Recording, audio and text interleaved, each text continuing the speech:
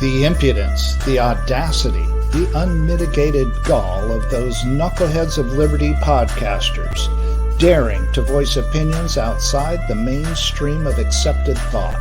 Listen if you dare. It's angry, it's funny, it's even sometimes sad, but it's always based on freedom and justice, as you will see. Here's our host, Jason McPhee. It is March 6, 2023, and welcome to the Knuckleheads of Liberty, where we are bringing you the people and the organizations fighting for liberty around the country and in your region. And today we have with us Walter Block, and we recently interviewed him in depth on another show where we tried to find out a little bit about his background. Today we're actually going to spend time talking a little bit about libertarian views on abortion and his ideas on that. But before we do, let me introduce you to the rest of our panel. In our upper left-hand corner, we have Leon, the word Brathwaite, last word in liberty. He is a retired engineer in the state of California. In our upper right-hand corner, we have our screaming eagle of freedom, Tim Everett. He is a pilot in the state of California. And in our lower left-hand corner, we have Walter Block with us, and he is a professor of economics at Loyola University and the Howard E. Wirth Eminent Scholar Chair in Economics. And he is just profound amount of stuff to talk about as far as his publications and all the work he's done in for liberty and libertarian philosophy. So we're blessed to have him here. But let's start talking about abortion. So here in California today, it is the March for Life. And so that's kind of one of the reasons why we wanted to talk with Walter about evictionism. And James, maybe I could get our invisible hand. James, could we get okay, thanks. So here is the visual. And you can see they're going to be marching here at the Capitol today. And actually, me and Leon are going to try and go out there and maybe interview some people too as well there later this afternoon. But Hey, but anyways, I just want to go on record that I do not believe in coercive slavery, such as the tax law, where they take massive percentages of your income, the government does, and basically make you into a slave. I don't believe in coercive slavery such as that. I just want to go on the record. So all you liberals and progressives that love the income tax, you believe in slavery, and you should be banished from all thought whatsoever. Okay, well, so there's a departure from abortion, I guess. Yeah, well, little tag along from the last show. Okay. Well, if you're watching, you can connect these two, and they'll all tie together. Exactly. If you want to know what branch of the tree that was, just go back and watch the first show. Okay. But anyways, so we're essentially we've got this discussion here in California. And of course, as you know, the Supreme Court recently overturned Roe versus Wade. And so they've kicked it back to the states. So this is a bigger issue now. I mean, before we sort of had a law of the land. Now it's sort of up to all the different states how they want to deal with this. And so one of the things we've been seeing is that in places like California, the way they've chosen to deal with it is to pay for everybody's abortion who wants an abortion. Yes, that's sort of the way they're dealing with it here, kind of a virtue signal to the rest of the country. And there's some places out there that want to make it completely illegal for anybody to have an abortion. I mean, you certainly heard people like Lindsey Graham talking about, sort of, I think he was pushing sort of a national 6 weeks rule or something like that. 15 weeks. It was 15 weeks. Okay. So anyway, so you got a lot of people out there who are pushing and pulling on this issue. And just to give you a sense of the scope of what we're talking about, so the Pew did a study on this, and they were looking at the CDC's numbers and another organization called Guttmacher. And you can see that we're talking essentially in the millions of abortions a year is what, the numbers come down to. So, it's a significant problem. I mean, we're talking about something that is approaching maybe close to 1% of the population, or would-be population, I as it may be. So that's kind of what we're seeing as far as the numbers go. And I thought one of the other interesting trends too in this is that there's a lot more of this sort of more of the abortions are becoming these abortions by pill, I guess you might say, where a person takes a medication after they think they're pregnant or something else like that. And, essentially the abortion occurs that way. So it's not all just doctors in clinics, I guess, performing these as far as the numbers go. But that brings us to what's a libertarian to do on this subject. We obviously we're all about property rights, and clearly there's a conflict. You have the rights of the woman, and depending upon your views of the child, the rights of the child as well. And so what's a libertarian to do with these conflicting rights? Well, we have Walter Block with us to talk about that. He has published papers on evictionism and libertarian. And evictionism essentially is saying, you got these competing property rights, and so the issue is it's about not getting to kill, but just honoring the property rights. So if the woman has a property right of, well, you know what, I'm not going to sit here and paraphrase what Walter's ideas are. Walter, tell us about evictionism and all the work you've done studying this. Well, evictionism is a big problem for libertarians and for everyone else. The country is pretty much evenly divided, and the libertarian movement is pretty much evenly divided on this as well. And I think the two leaders of the libertarian movement are Murray Rothbard and Ron Paul. I don't think you can get two greater leaders of the libertarian movement than those two, and yet they're at opposite poles. Murray Rothbard is pro-life, Ron Paul pro-choice, Ron Paul is pro-life. They're 180 degrees apart from each other, and yet they're a libertarian spokesman. So this is a problem for not only for the country as a whole, but also for the libertarian movement. Fortunately, he said modestly, have the proper solution, and both Murray and Ron are wrong. I say that with the greatest, fear, because these are the giants of liberty, and I'm just one of their followers. And I am a follower of theirs, but I diverge from them on this issue. I think that the pro-life and the pro-choice position are equally incompatible with libertarianism, and only what I call evictionism is compatible with libertarianism. So what is evictionism? Evictionism is a principled compromise between those two extreme positions. This is why they call me Walter Moderate Block, because I'm a moderate on this. I'm neither pro-life nor pro-choice. Actually, I'm not that moderate either, but that's a different issue. So what do I mean by a principled compromise? A principled compromise, an unprincipled compromise is Leon says 2 + 2 is 3, and Tim says 2 + 2 is 5. A compromise would be 2 + 2 is 4. Well, that's a compromise. Or put it in a different way, someone says 2 + 2 is 7, and someone says 2 + 2 is 6, and I screwed that one up again. Let me try again. Someone says 2 + 2 is 4. Another person says 2 + 2 is 6. A compromise would be 2 + 2 is 5. It's a compromise, but it's not principled, because you can't deduce 2 + 2 is 5 from anything except that you want to compromise. Well, I have a principled compromise, namely it's a compromise between pro-life and pro-choice, but it's not, but it is a principled compromise, namely you can deduce it from libertarian theory. So what libertarian theory? Well, the first libertarian theory, as Jason mentioned, is private property rights. And the question is, who owns the woman's body? And the answer that most feminists would say, and I think most reasonable people would say, is the woman owns her own body. She's, since she was, born or 2 years old or whatever. Now she's 30 years old, and she's been with that body for 30 years. And it's as if she has a house, and the house is called that woman. That's her house. The body is her house. What do we call it? What's the libertarian view on trespass? If I come to Jason's house, he invites me for dinner, and it's now 9 o'clock, and he starts hinting, well, I got to get up early tomorrow. Go, please go. And I say, well, I'm here for 9 months, and I'm not leaving. I'm a trespasser in Jason's house. Well, the uninvited child, a human being, is a trespasser on the woman's body. And how do we deal with trespass? The way we deal with trespass is, especially innocent trespass, you don't allow someone to kill a trespasser if it's an innocent trespasser, a baby. I mean, suppose a baby is, you come home and there's a baby in your house. You don't know who put the baby there.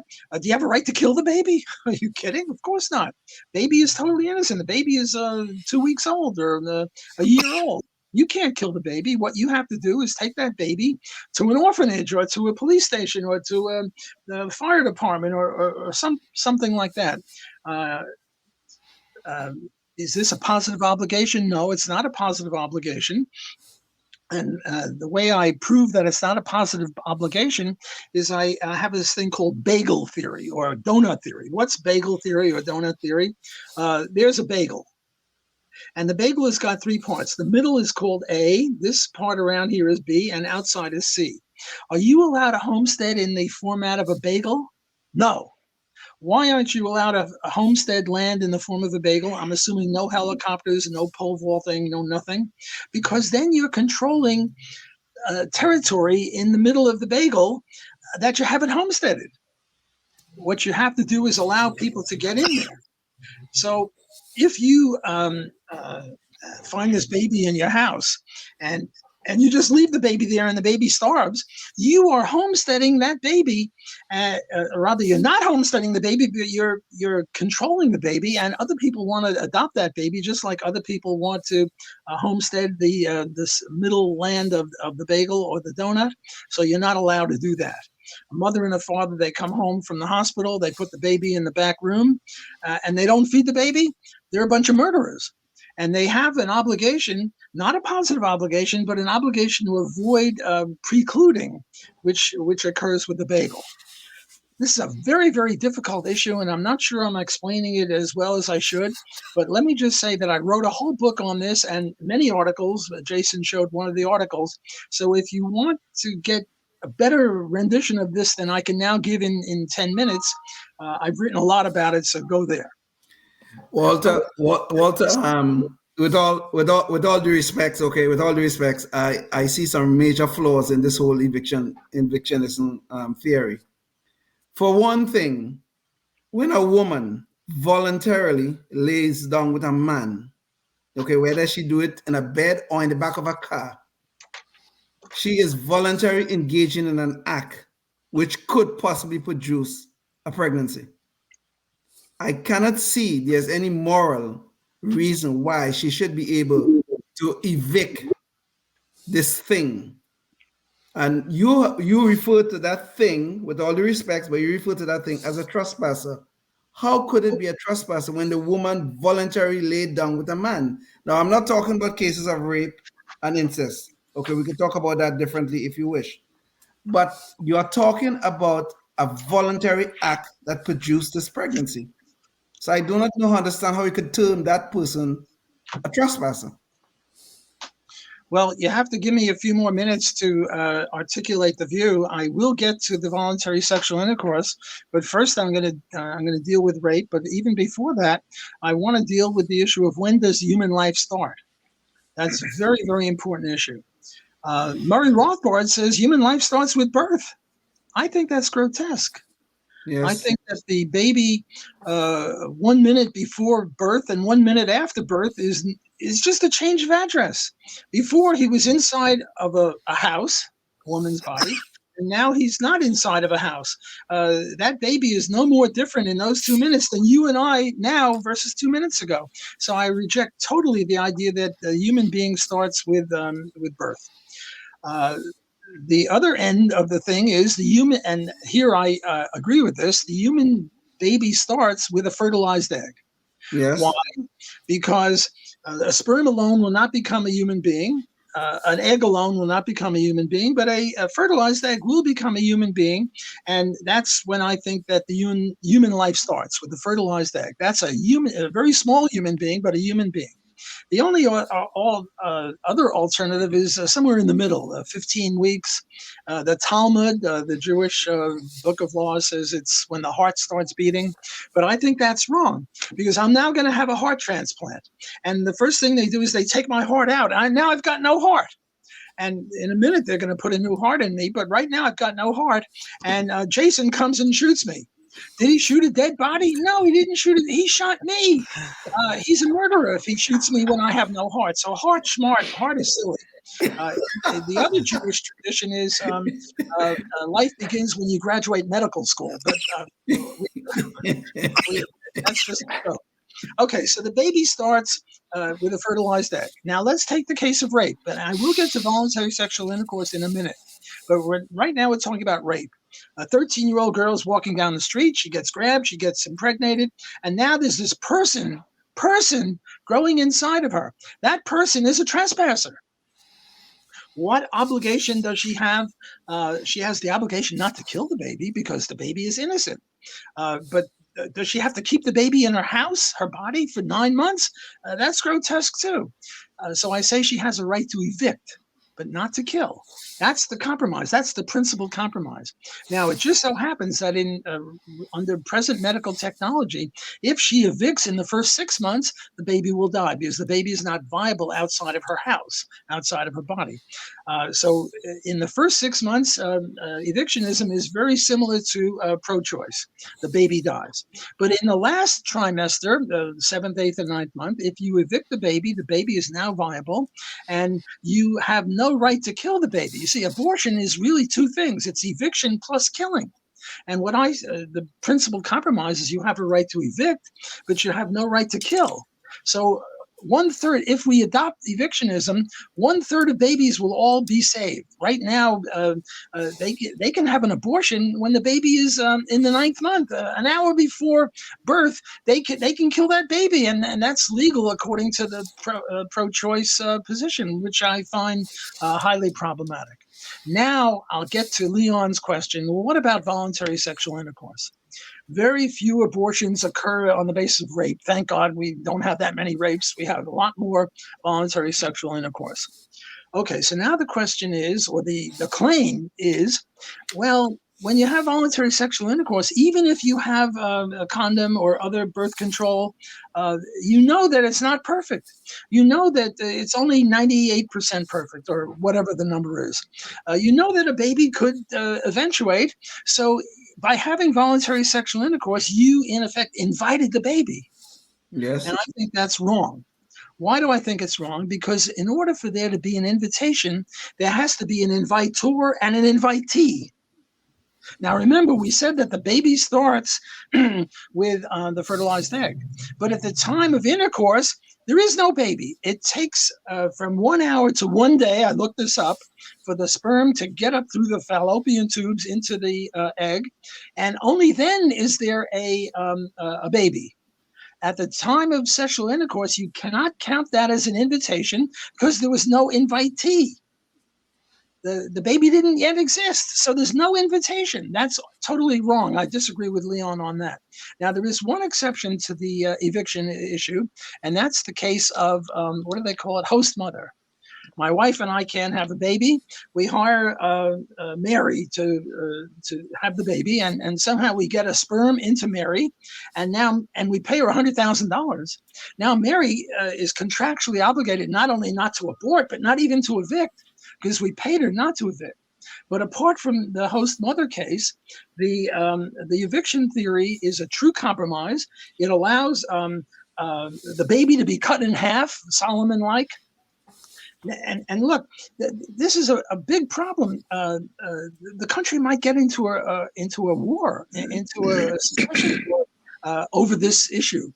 And one way to preclude a war, and one way to get to the correct libertarian analysis is to adopt evictionism. Because if we adopt evictionism, at least in the last 3 months, we'll have the pro-life solution. And by the way, as medical technology gets better and better, that will move earlier and earlier. Maybe in 10 years, it'll be the 5th month. And then in 20 years, it'll be the 4th month. You know that in 500 years, if we don't blow ourselves up before then, the baby will be viable, fertilized egg. You stick him in a super duper test tube, and now the baby is fine. But Walter, with a voluntary sex act, though, even though at at the point in time of the sexual intercourse, there is no baby per se to invite. But the woman voluntarily invited that man to enter her body and to deposit sperm into her body. She voluntarily did this. So there is an invitation there. Maybe didn't go directly to the baby, but she invited all the elements of a baby into herself to create the baby. So there was an invitation. There was an invitation to the man. Namely, I'm having voluntary sexual intercourse with you. I invite you to put sperm inside of me. Yeah, but that's irrelevant. We're now talking inviting the baby. She did not invite the baby because the baby didn't exist. And one of the necessary conditions of an invitation is there has to be an invitee. There was no invitee. I'll have to respectfully disagree, Walter. But I have another question before. I mean, we could go on about this all day, but I have another question though. Even with I would agree with you that that eviction is probably a less aggressive act than say killing the baby, and which is what is happening with abortions right now. But it is still eviction. To evict a child from its normal course of development is still an aggressive act. How do we square that as libertarians or liberty-minded people? How do we square that? And we violating the very principle of non-aggression, which we hold so dear? It's not an aggressive act. It's an act in support of private property rights. The woman owns her body. But so does the child, though. But so does the child. The child is an aggressor. It's true the child is innocent. Look, it's as if I take Tim and I drug him and I put him in Jason's house. And now it's getting interesting, Tim. Could I live there for free?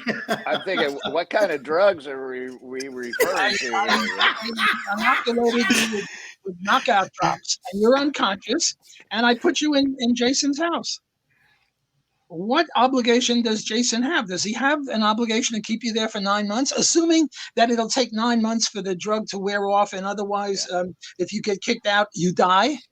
No, he does not have that obligation. And if he kicks you out of his house, he should put you in a hospital or whatever, call an ambulance. But he is not an aggressor. This is when the woman take the case. Let's get back to rape. The woman did not invite anything. Even Leon certainly will not say there was any invitation. There's a case of rape. And by the way, all babies have equal rights. All fertilized eggs have equal rights. And now we're looking just at rape, which I think is the strongest case and maybe the only way I can turn Leon around on this. There's a 13-year-old girl, and she's got this person, very small person, inside of her.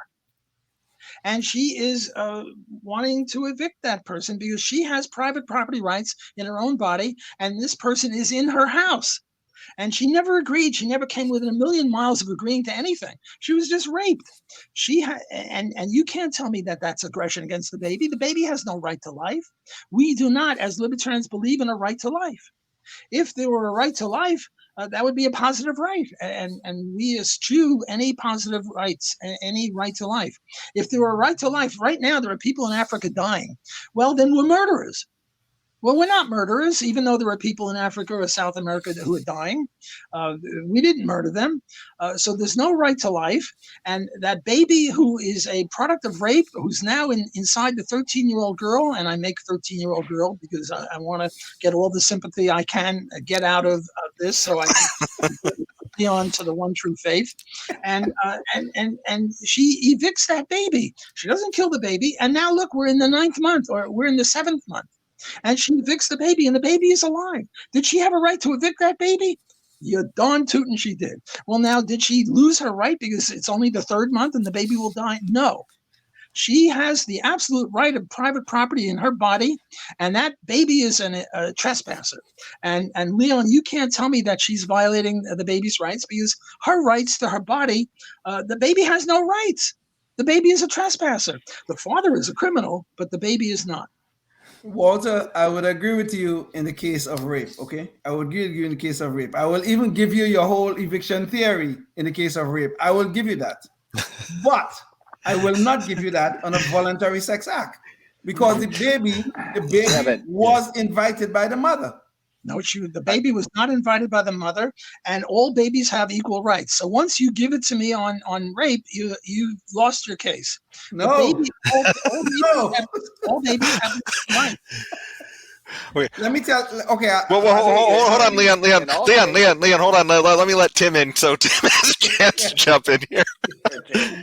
For a change, yeah. No, in all cases, the baby lives because in Walter's scenario, no, not all cases. No, if you evict the baby, can die. If the eviction is too early, so yeah. You evict the baby dies. So it's a true compromise. Yeah. Well, yeah, but aren't you requiring the woman to take the baby to the point at which it can live outside of her body? No. She can evict at any time, and if she evicts after 2 months, the baby dies. But you said that the baby has rights to the right to life.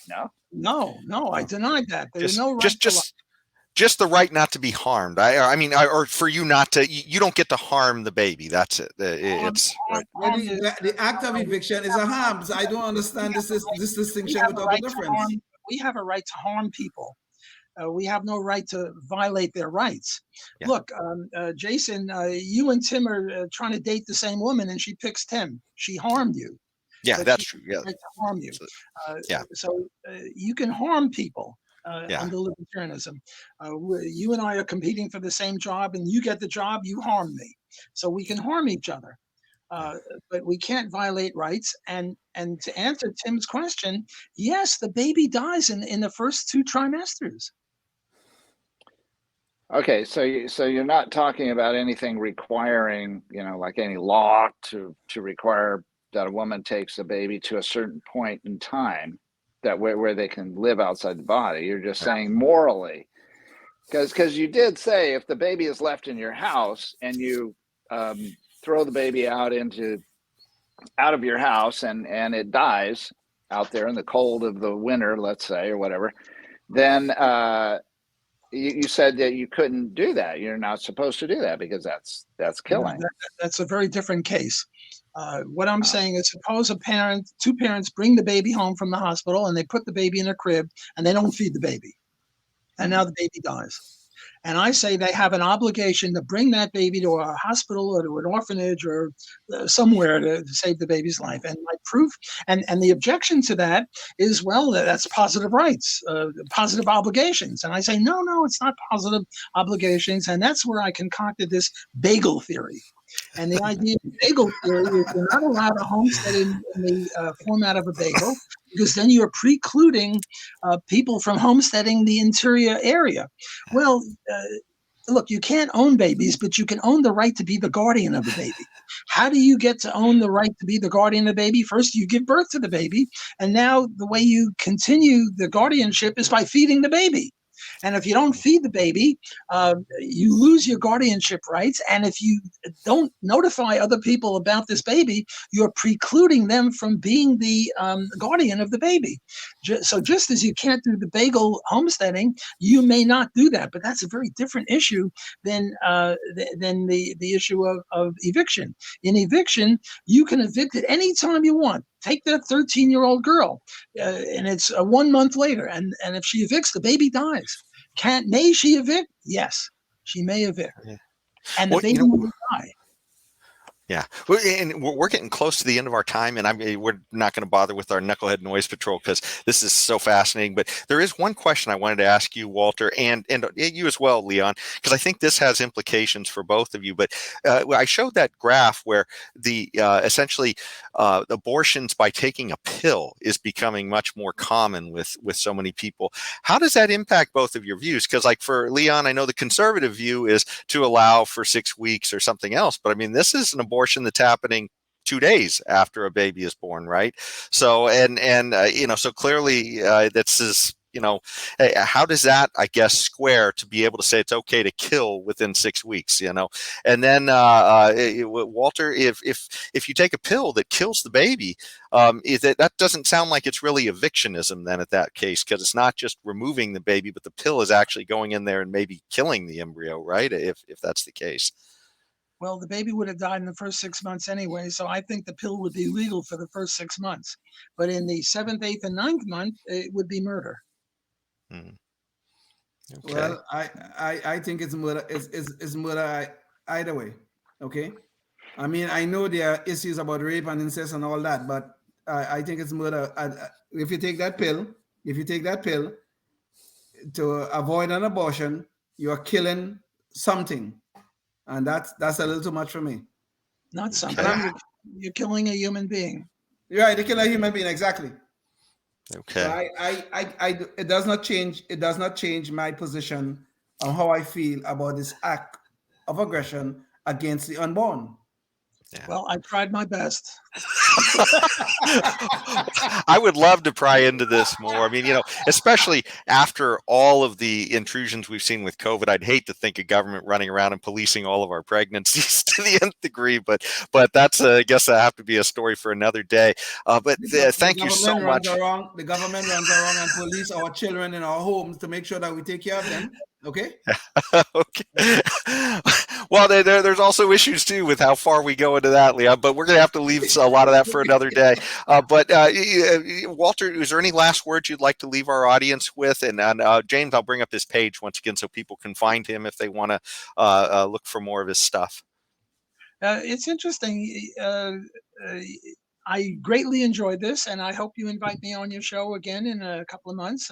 Yes. It was just an We'd honor. love to have you back. We would love to have you again, Walter, so we can engage. We can engage a little more. I would love it. Yeah. It was an honor and a pleasure to be with you, and thanks for inviting me. Indeed. Thanks so much, Walter. Thank you, Walter. And thank you to all who are listening. And until next time, stay tuned and stay free.